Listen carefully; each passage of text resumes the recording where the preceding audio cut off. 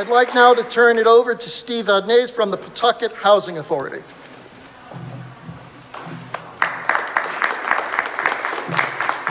Good afternoon. I'm also here representing the Public Housing Association of Rhode Island, which represents 25 local housing authorities throughout the state. Combined, we manage 10,000 housing choice vouchers throughout the state. And I'd like to reiterate that there is quite a demand for housing choice vouchers. And recently we worked with Rhode Island Housing to open up a statewide wait list for housing choice vouchers that will always remain open. The sad news is that within the last month, the number of people that are on that waiting list has jumped from 14,000 households to 24,000 households, and continues to grow by about 500 households every week. So there's definitely a need for housing choice vouchers and affordable housing in this state. I'd like to thank Representative Williams for introducing this legislation on the House, and Senator Metz for introducing this legislation in the Senate. Source of income discrimination is real.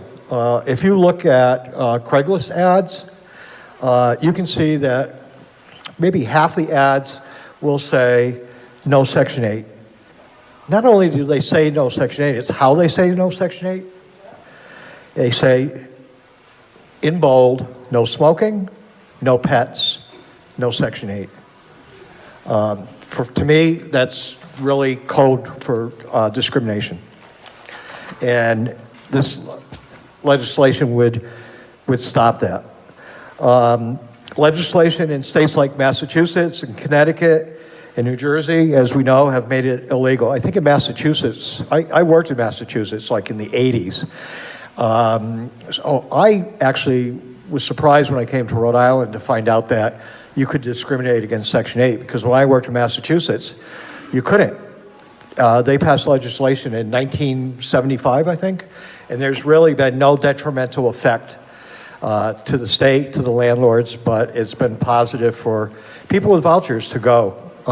If you wait 5 or 10 years for a voucher and you're in housing search, especially in today's climate, and people are just shutting the doors on you, then you get very discouraged. So you go from like getting the gold ring to get that voucher that you've waited a long time for, to just having the door shut in the face, and risk, if you cannot find an apartment in 3 months, risk losing your voucher.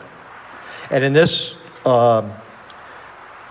economy, another thing that we need to understand from a housing authority perspective is that if we can't get vouchers holders leased up in a relative short period of time, then this thing they call our utilization rates affects the amount of federal funds we get. So this is one of the largest federal housing programs in the country and in the state of Rhode Island, and we need to get people apartments, and we need to keep these federal dollars coming into the state.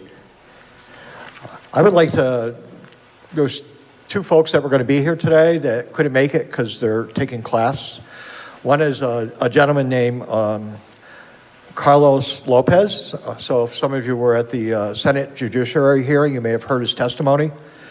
In the 1980s, no, I think it was in the 1970s, and probably before the law was passed in Massachusetts, Carlos lived in Worcester, Mass. With his wife and children.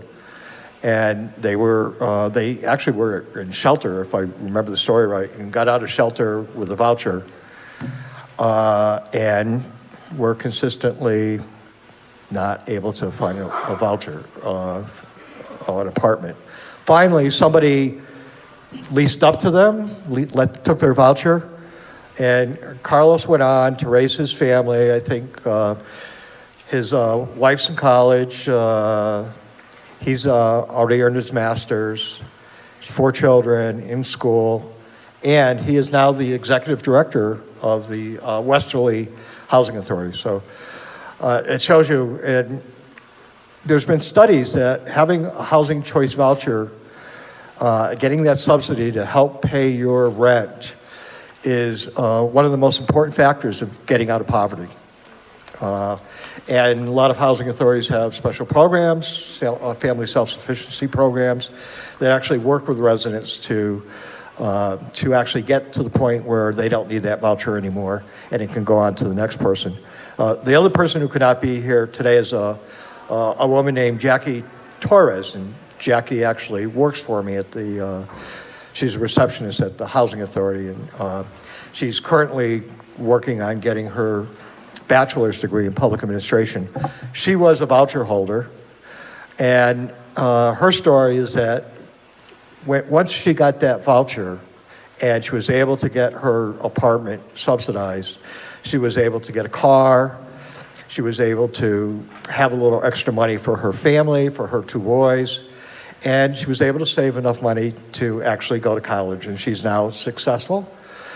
She graduated from the program. She no longer has that voucher. It went to the next person on the waiting list.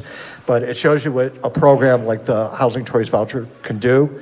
And I would just like to reiterate, it's time that Rhode Island passes this legislation so that folks stop saying no to renting an apartment purely because of their source of income. Thank you.